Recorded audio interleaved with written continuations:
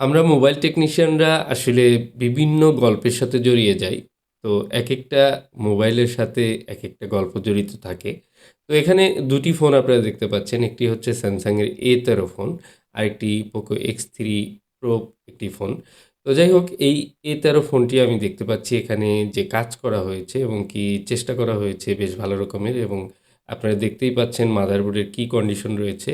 একেবারে network section, power section, CPU, storage যা আছে সবকিছুতেই মোটামুটি দেখি কাজ করা এবং সিপিইউর নিচে বেশ কিছু লাইনও কিন্তু ড্যামেজ দেখতে পাচ্ছি এবং কি স্টোরেজ আইসিটি ভালো আছে কিনা জানি না, সেটা পরে চেক করব। তার আগে যে কাজটি করি সেটি হচ্ছে এই কাজটি হচ্ছে আমার রিওয়ার্ক একটি কাজ। মানে হচ্ছে Poco X3 Pro দীর্ঘদিন আগে আমি রিপেয়ার করে দিয়েছিলাম। তো এই ফোনটি আবার ডেড হয়েছে যে কারণে উনি পাঠিয়েছেন।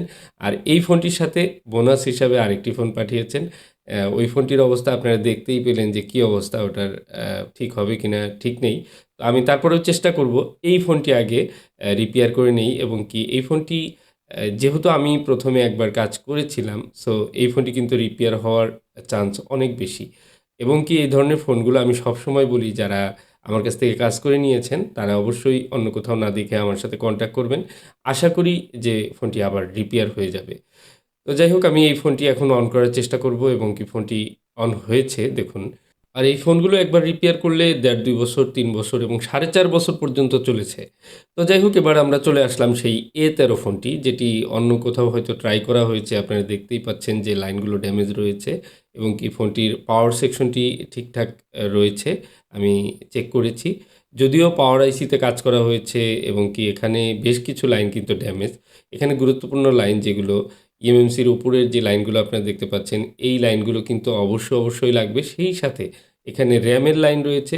আর এই র‍্যামের লাইন মিসিং হলে কিন্তু কোনোভাবেই ফোন অন হবে না। এখানে দেখে মনে হচ্ছে যে এই লাইনটি হয়তো কোথাও যায়নি। বাট এটা কিন্তু অবশ্যই একটি গুরুত্বপূর্ণ লাইন। তো এই লাইনগুলো খেয়াল করতে হবে। আপনারা চাইলে বিটম্যাপ দেখে এই লাইনগুলো কিন্তু খেয়াল করতে পারেন যে কোনটি গুরুত্বপূর্ণ আর কোনটি দরকার নেই। তো এনসি পিনগুলো যেগুলো সেগুলো উঠে গেলে অনেক সময় কিন্তু আমরা কানেকশন না দিলেও ফোনটি চলে। বাট এই ফোনটির ক্ষেত্রে যে অবস্থা সেটি হচ্ছে যে এখানে অ্যা মেইন যে এমএমসির যে লাইনগুলো সেগুলো তো মিসিং রয়েছেই। সেই সাথে র‍্যামের লাইনও মিসিং রয়েছে ২ টি র‍্যামের লাইন। এখানে এগুলো সবই রিপেয়ার করতে হবে। তো আমি একে ওয়্যারগুলো জাম্পার করে নিচ্ছি। এগুলো খুবই ধৈর্যের কাজ, জটিল কাজ। আসলে এই ধরনের কাজগুলো আ করতে গেলে অবশ্যই ধৈর্য নিয়ে কাজ করতে হয় এবং কি অনেক সময় নিয়ে কাজ করতে হয়। তো এই ফোনটির ক্ষেত্রে ১ম এ যে কন্ডিশন দেখলাম আসলে ফোনটি রিপেয়ার করার ইচ্ছাই ছিল না। হয়তো রিপেয়ার হবে না এরকম ভেবেই মেক্সিমাম টেকনিশিয়ান কিন্তু রিটার্ন করবে। তো আমি এখানে স্টেপ বাই স্টেপ যে কাজগুলো করি সেটি হচ্ছে যে আমি ১ম এ পাওয়ার আইসিটি চেক করি। পাওয়ার আইসির আউটপুট ভোল্টেজ ঠিক রয়েছে এবং কি মনে হচ্ছে যে পাওয়ার সেকশনটি আসলে কাজ করছে। সো এরপর আমি যে কাজটি করি এটার যে ইএমএমসি রয়েছে সেটা আগে রিমুভ করি। ইএমএমসি রিমুভ করে আমি ডিভাইসের মাধ্যমে চেক করি।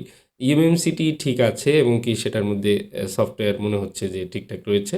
তো যে কারণেই এই ফোনটির কিন্তু আমি সিপিইউ রিপেয়ার করার মানে সিপিইউর যেই প্যাডগুলো, লাইনগুলো এগুলো রিপেয়ার করার সিদ্ধান্ত নেই।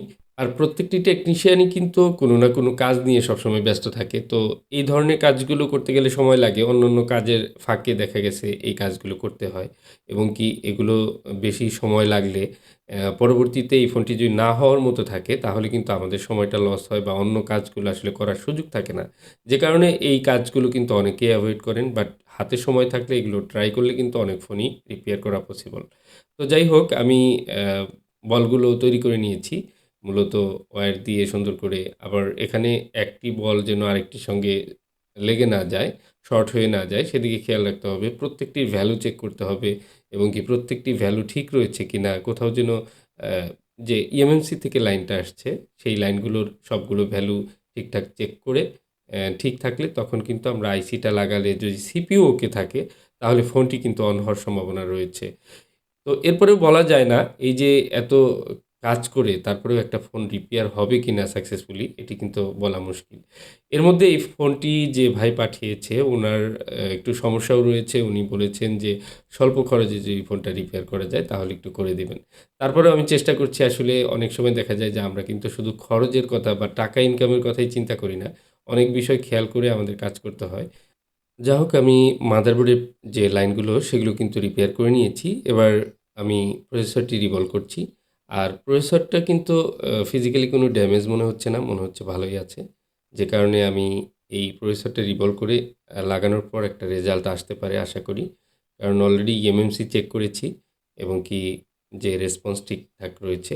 তো এই ফোনটি হয়তো কেউ একজন সিপিইউ রিভলভ করার চেষ্টা করেছিল, বাট এখানে পাওয়ার আইসির অবস্থা একেবারে খুবই খারাপ। আপনারা নিশ্চয়ই দেখেছেন। ১ম এই আমি দেখিয়েছি, তারপরে একটু ক্লিন করে দিলাম। তো এবার আমি দেখি ফোনটি কিছু আসে কিনা, রেসপন্স আসে কিনা, চার্জে লাগিয়ে নিলাম।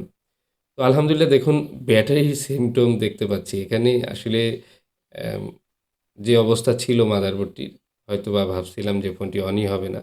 একটু অপেক্ষা করি, দেখি চার্জিংয়ের পার্সেন্টেজ দেখায় কিনা। কিন্তু না, দেখুন এখানে আরেকটি সমস্যা, সেটা হচ্ছে এখানে সরাসরি ডাউনলোড মোডে যাচ্ছিল, মানে সফটওয়্যারেও ক্র্যাশ করেছে। তো আমি এখানে ফ্লাশ করে নিলাম ওডিনের মাধ্যমে। আর ফ্লাশ করার পর দেখতে পাচ্ছি ফোনটি অন হয়ে যাচ্ছে। আসলে একটা ভিডিওতে অতটা প্রকাশ করা সম্ভব না যতটা এফোর্ট দিয়ে আমরা একটা কাজ করি।